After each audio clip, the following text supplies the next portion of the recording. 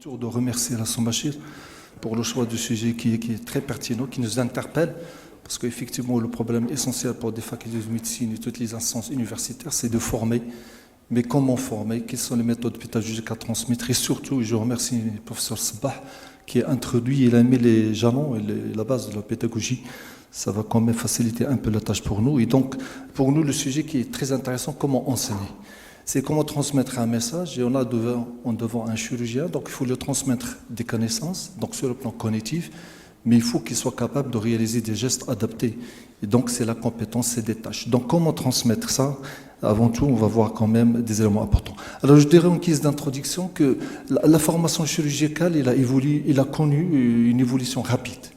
Une évolution rapide liée d'abord aux outils pédagogiques, éducatifs qui sont demandés par les étudiants. Ça, c'est quand même capital et adapté par les enseignants, puisque actuellement, la formation et l'apprentissage est centré sur l'étudiant. L'étudiant n'est plus passif, donc il participe à sa formation. D'autre part, de l'existence des nouvelles, ce qu'on appelle les NTIC, les nouvelles techniques de l'information et de la communication, qui ouvrent beaucoup d'approches, en tout cas, dans le cadre de la formation, qu'elle soit présentielle ou une formation à distance. C'est pour ça qu'il faut cadrer les étudiants, tant sur le plan de la formation que sur le plan de la formation sanctionnelle. Je rappelle que lorsqu'on parle de l'évaluation, c'est une évaluation qui est formative, c'est une évaluation sanctionnelle et bien entendu une évaluation qui est critérielle. Pour cela, il faut adapter une stratégie pédagogique parce que je rappelle que en pédagogie, on parle de l'apprentissage et on dit que l'illettré de demain, ce n'est pas celui qui ne sait pas lire, mais c'est lui qui n'a pas appris à apprendre. Donc l'apprentissage, c'est une stratégie qu'il faut déterminer pour cadrer l'étudiant, pour ne pas laisser l'étudiant tergiverser et froisser et angoisser devant l'apprentissage. Qu'est-ce qu'il doit apprendre? Qu'est-ce qu'il doit négliger? Parce que c'est important. Et surtout, transmettre des connaissances qui sont claires. Je rappelle qu'en tout cas sur le plan pédagogique, les connaissances, il y en a 5 types. Vous avez ce qu'on appelle les connaissances procédurales, vous avez les connaissances déclaratives, vous avez les connaissances de conditionnement, vous avez les connaissances implicites et explicites. Et tout ça, il faut l'intégrer sur le plan cognitif et métacognitif pour qu'on arrive aux skills, compétences et les soft skills. Donc, il faut comment adapter la stratégie pédagogique. Et donc, alors, les étapes de l'apprentissage, c'est une succession de plusieurs étapes.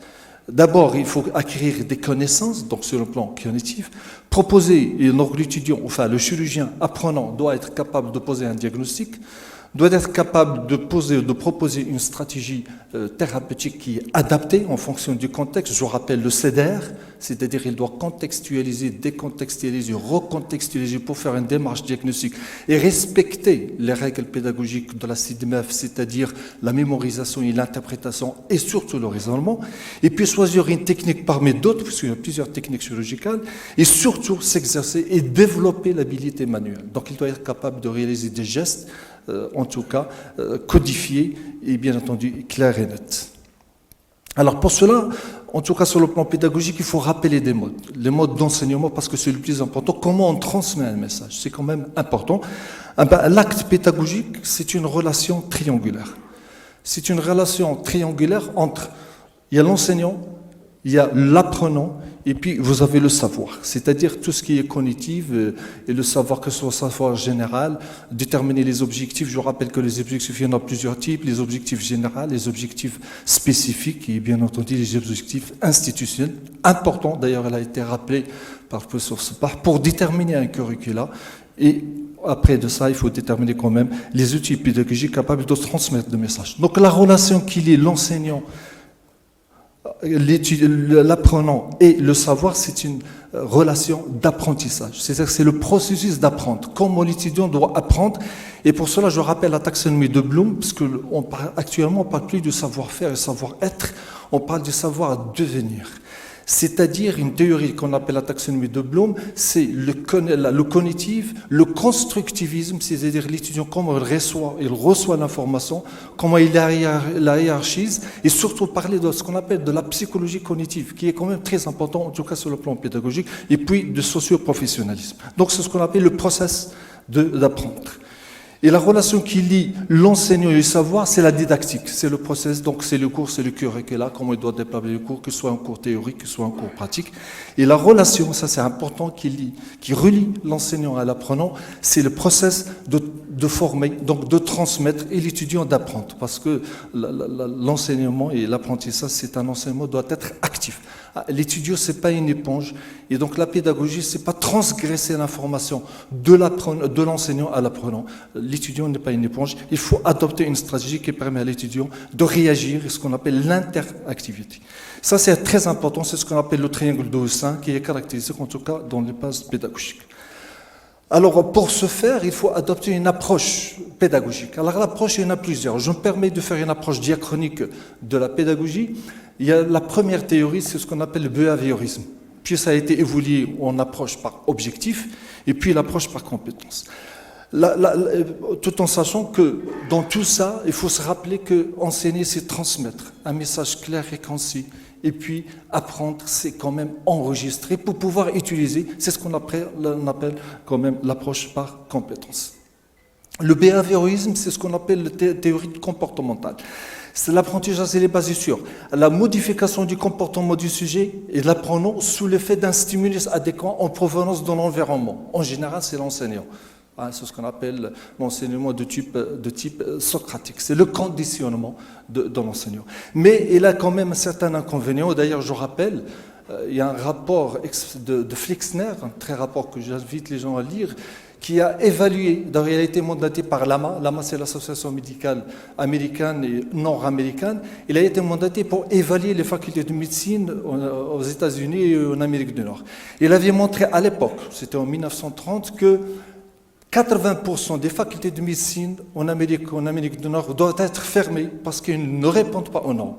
C'est ainsi qu'on a quand même introduit une nouvelle approche parce qu'on a constaté qu'effectivement, il y a uniquement un conditionnement, c'est quand même un effet addictif sur l'enseignement et que l'étudiant devant un malade, il est incapable de raisonner, incapable d'interpréter. Donc, ce n'est pas le bon modèle quand même. Et donc, ça a été changé. Ça a été évolué en ce qu'on appelle l'approche par objectif.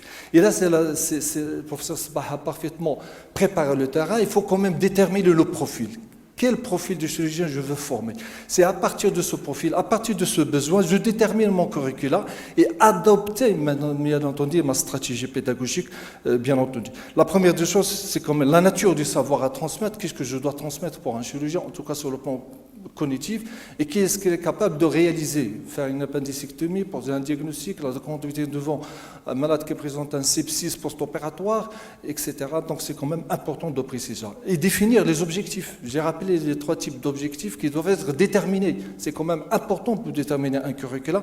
Il faut que chaque établissement, et d'ailleurs, pour une fois qu'au niveau du Maroc, les 7 facultés, on a harmonisé le curriculum, en tout cas pour la niveau de référence, pour le pré-gradué, on est en train de préparer bien entendu le post-gradué. Et bien entendu, pour in fine déterminer les tâches d'apprentissage, c'est les gestes à effectuer de façon adaptée. Et bien entendu, ce qu'on appelle, c'est un apprentissage par étapes, c'est sûr, c'est ce qu'on appelle l'approche par objectif. Mais l'inconvénient de cette approche, c'est que c'est les méga curricula. C'est-à-dire, on vient, on dit, ben voilà, il y a une centaine d'objectifs, donc il faut une centaine de cours, il faut. Donc finalement, on se retrouve, d'ailleurs, ça c'est dans le cadre de l'évaluation d'audit qui a été réalisée, on s'est retrouvé avec un programme, un méga programme, ce qu'on appelle les méga curricula. Et c'est l'intérêt que maintenant, et surtout méga curricula, et surtout l'étudiant, il est incapable. Enfin, l'apprenant, il était incapable de raisonner. Vous lui posez à un malade qui pose un problème, quelle technique, comment il doit l'aborder. Et des fois, on fait quand même se rappeler à des choses qu'on a apprises, ça fait 20 ans, et donc des données qui sont obsolètes. Et donc, ça pose un problème, en tout cas sur le plan apprentissage. C'est pour ça qu'actuellement, la meilleure méthode pédagogique, c'est ce qu'on appelle l'APC. C'est l'approche par compétence qui est quand même très important. Je rappelle qu'une compétence, c'est une combinaison de connaissances, donc sur le plan cognitif, qu'est-ce qu'il doit connaître en tout cas pour limiter le curricula, des attitudes, des capacités, des attitudes, des aptitudes appropriées à une situation donnée. Et d'ailleurs, on définit l'approche par compétence, c'est-à-dire il faut pousser l'apprenant à mobiliser ses connaissances de façon répétée et évolutive. C'est quand même des notions importantes dans le cadre de l'apprentissage parce que la médecine, chose, il y a une évolution et donc il y a un contexte, hein, le CDR, il y a un contexte qui est très important, il faut tenir compte du contexte là où nous sommes. Donc, finalement, qu'est-ce qu'il faut faire? Il faut transmettre ce qu'on appelle, c'est l'approche par compétence, c'est l'ensemble intégré, fonctionnel du savoir, savoir-faire, savoir-être et savoir-devenir, c'est très important parce que finalement, c'est les skills ou bien entendu les soft skills. Et ça se résume, l'approche par compétence, en ce qu'on appelle la pyramide de Miller, qui résume pratiquement toutes les compétences que nous devons transmettre aux chirurgiens, aux futurs chirurgiens. C'est une pyramide et le chirurgien doit évoluer de bas vers le haut. Et dans chaque case, chaque composante, il y a des objectifs qu'il faut définir. C'est pour ça qu'il faut définir un objectif, définir le besoin, et à partir de là, on définit l'objectif. Donc au stade de reconnaître le know, les connaissances, les cognitifs, qu'est-ce que l'étudiant est capable de faire? D'abord, il doit être capable de récupérer les informations, les connaissances, de connaître. Parce qu'un chirurgien, c'est pas un mécanicien. J'ai toujours dit ça. Un chirurgien, c'est un médecin avant tout, qui raisonne, qui discute. Il a une démarche diagnostique, didactique. Il pose un diagnostic, il discute, et puis il pose, bien entendu, l'indication opératoire. Deuxième tâche, c'est que l'apprenant doit être traité. L'information, c'est différent. Je récupère l'information, mais je dois la traiter. Et ça, sur le plan pédagogique, c'est ce qu'on appelle le constructivisme. C'est-à-dire comment l'étudiant reçoit l'information, comment il sélectionne, comment il classe pour pouvoir utiliser l'information à bon escient pour éviter qu'il le coche. Donc, c'est quand même des notions qui sont très importantes. Appliquer, il doit quand même appliquer, c'est-à-dire mobiliser ses connaissances. Là, c'est la notion de skills, c'est les compétences. Il doit mobiliser pour résoudre le problème. Ahmad qui vient une éviscération, il doit savoir les bases qu'il doit tenir. Sur le plan cognitif, et bien entendu, le logiciel est adapté, je sais, en fonction de ça. Il doit analyser, c'est très important, identifier les éléments, les différents paramètres d'un tout pour essayer d'être concis. Effectivement, on part d'une base, mais qu'il faut me conseiller. Et là, j'en passe, il y a plusieurs théories. Il y a ce qu'on appelle le PUJAP, c'est-à-dire en fonction de la gravité, en fonction de l'urgence, en fonction de l'exemplarité pédagogique, en fonction de la répercussion socio-économique. C'est ce qu'on appelle le principe de PUJAP, qui est très important pour maîtriser. Il faut le transformer en des compétences pour pouvoir quand même guider l'apprenant à prendre la bonne décision, mais surtout à apprendre des gestuels, que ce soit au niveau du service, que ce soit bien entendu au niveau du bloc opératoire. Il doit évaluer.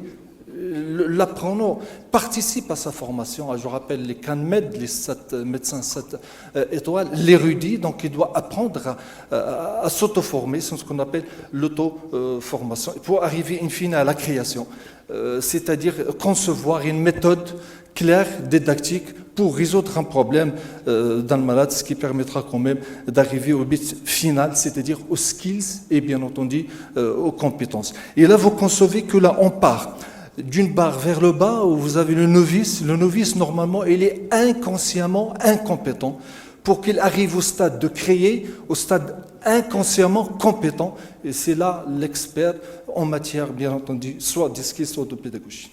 Donc, en synthèse, c'est quand même développer une pensée critique et des habiletés cognitives de haut niveau, c'est l'apprenant. Et donc, c'est un apprentissage qui est actif et non pas passif. J'ai toujours dit que l'étudiant n'est pas une éponge. Il faut quand même qu'il participe à sa formation en respectant les 3 niveaux pédagogiques, la mémorisation, l'interprétation et bien entendu le raisonnement. Alors, qu'en est-il des méthodes? Il y en a 2 types de méthodes. Il y a ce qu'on appelle les méthodes classiques. Les méthodes classiques, c'est l'imbibition progressive des connaissances au contact des anciens, des pairs. C'est comme ça que nous avons appris, et donc c'est une méthode pédagogique. Deuxième concept, c'est ce qu'on appelle le compagnonnage. Le compagnonnage opératoire, essentiellement, on apprend à côté de son maître. Ce type de style socratique, c'est la pièce angulaire de la formation, c'est-à-dire on apprend à côté de notre maître, et qui est quand même, on verra, une évaluation, c'est la méthode la plus importante qui est toujours de mise. L'observation, effectivement, la lecture des vidéos, le programme établi, on en a parlé, c'est le professeur Sbah, effectivement, qu'il y a un programme établi de 5 ans avec des objectifs clairs. Et j'insiste sur les objectifs, ils doivent être les objectifs, bien entendu, généraux, institutionnels et surtout spécifiques. C'est quand même important pour établir un curriculum. Et d'ailleurs, toutes les facultés de médecine au Maroc, les 7 facultés, ils ont chacun un programme. On est en train d'harmoniser, mais sans uniformiser. On a harmonisé un peu le descriptif descriptif, mais pas quand même les modalités de retransmission, puisqu'on a laissé le champ libre à chaque établissement, parce que ça dépend du contexte, ça dépend des moyens. Une faculté ancienne, c'est pas comme une faculté qui est jeune. La lecture du revue médical est très importante dans le cadre de la formation, les participations au congrès, aux réunions, au congrès pédagogique, parce que là, c'est de l'interactivité. Vous poussez l'apprenant à réagir, à présenter, à discuter devant les gens, puisque parmi les règles de SATMED, c'est que le médecin, le chirurgien doit être un bon communicateur, un gestionnaire et un promoteur, bien entendu, de santé. Et puis l'apprentissage sur l'animalerie, c'est-à-dire l'apprentissage sur l'animal, animal anesthésié, endormi. Et là, bon, on a quand même certaines expériences là, on travaille sur la chèvre, et donc l'animal, elle est anesthésié, endormi, et dans la mesure du possible de le garder vivant, et on travaille. Donc vous poussez l'étudiant. Bon, à côté des côtés cognitifs, il est là pour apprendre, en tout cas, sur le plan pratique, ce qui permet quand même, comme on dit, de joindre l'utile à l'agréable. Et puis la dissection sur cadavre aussi, c'est un moyen d'apprentissage. Sur cadavre, effectivement, pour les voies d'abord, pour la dissection, tout en sachant qu'il n'est pas réaliste du fil de tissu qui est quand même qui est abîmé. Mais là, je rappelle le travail qui a été fait, l'excellent par la faculté de Poitiers, qui font un travail sur le cadavre revascularisé, ce qui permet de pratiquement mettre l'apprenant dans une situation réelle ou semi-réelle. Et d'ailleurs, ça a été publié par l'équipe de Poitiers. Et puis les stages à l'étranger, importants dans le cadre de la formation. C'est ce qu'on appelle les anciennes techniques que nous avons tous appris, qui sont toujours de mise. Alors, les nouvelles techniques de l'information et de la communication, qu'en est-il? C'est un bon moyen d'accès à une littérature récente et actualisée. Ça permet l'optimisation, c'est commun, parce que le principe essentiel dans le cadre de la pédagogie, c'est optimiser et mutualiser les ressources, que ce soit les ressources humaines, que ce soit les ressources matérielles, on peut parfaitement voir, interchanger les informations. Donc, les procédures d'infolintique, c'est la vitesse d'apprentissage, c'est très élevé. Sachant qu'actuellement les jeunes sont bercés en électronique, donc ça facilite un peu l'accès à tout ce qui est électronique et à distance, mise à jour qui est continue, donc les données ne sont pas obsolètes, utilisation des vidéos avec des séquences, avec une animation, donc ça permet quand même l'apprentissage, ça permet entrée dimensionnelle, ce qui permettra une approche globale de la formation, que ce soit en présentiel, que ce soit à distance, ce qu'on appelle e-learning, l'enseignement à distance, et donc ce qu'on appelle cette réalité virtuelle, elle permet quand même un apprentissage qui est actif.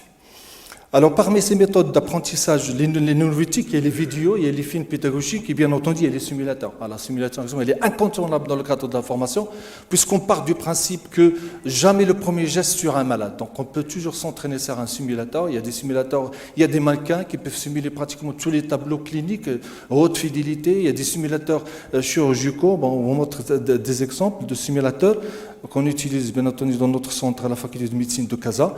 Bon, c'est une unité de simulation satellitaire, on peut situer tous les tableaux cliniques imaginaires et possibles. Hein. Il y a des mannequins quand même de haute fidélité qui peuvent reproduire des tableaux. Là, c'est un simulateur qu'on vient d'acquérir, bon, il y a pratiquement 3-4 ans.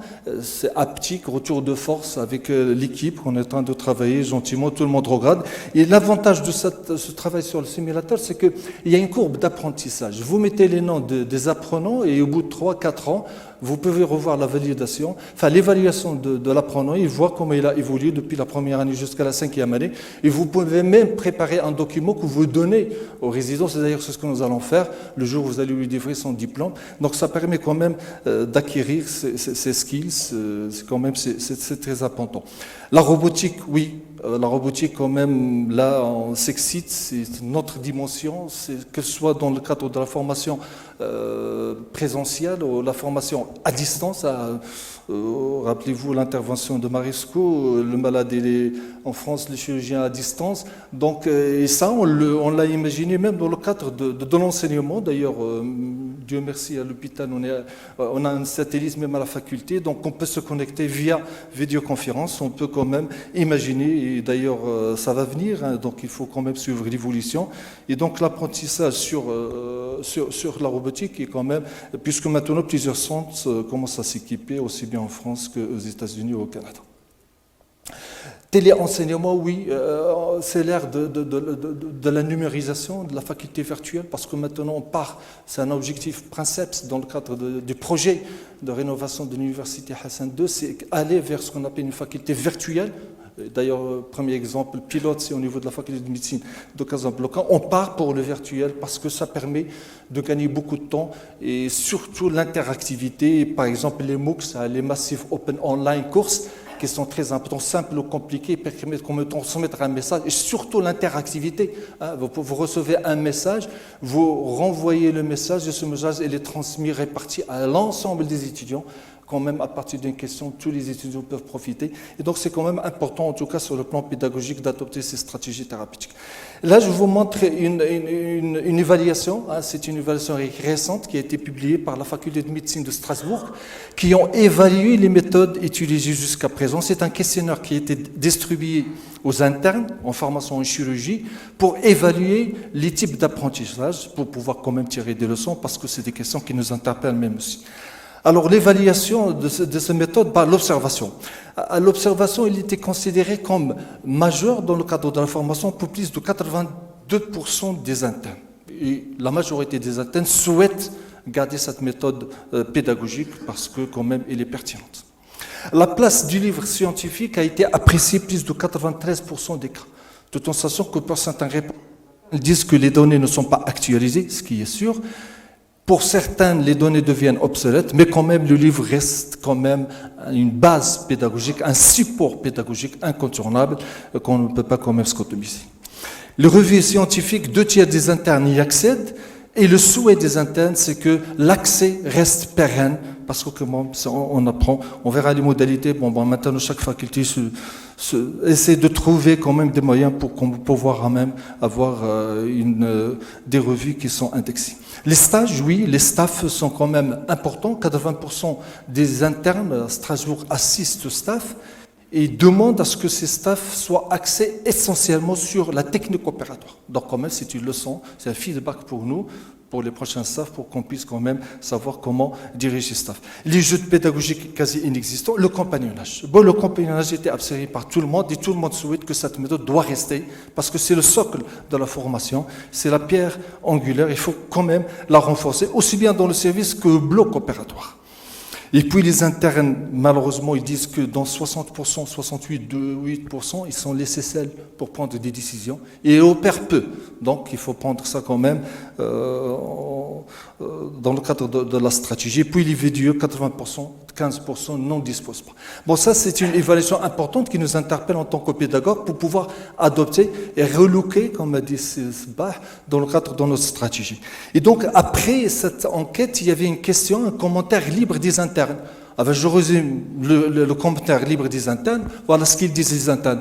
Assez de la littérature, nous voulons disposer d'un tuteur à nos côtés pour qu'il nous aide à opérer. Bientôt, nous serons seuls. Qu'allons-nous savoir faire? Ça résume tout. Donc, pour nous, en tant que pédagogues, pour pouvoir adopter notre stratégie comme étape. Donc, en conclusion, je dirais que les études pédagogiques sont nombreuses. Les changements du paradigme, l'apprentissage, on part d'emblée vers un apprentissage qui est actif. Bien entendu, le compagnonnage est plébiscité pour la formation chirurgicale. De type socratique, c'est caractéristique, on ne peut pas s'en passer. Par ailleurs, les nouvelles techniques de l'information ouvrent beaucoup d'horizons, mais un élément important, il faut qu'elles émanent d'un réel besoin, d'un besoin ressenti que d'une simple curiosité. Ce n'est pas des jeux de vidéo qu'on va faire, mais c'est de l'enseignement.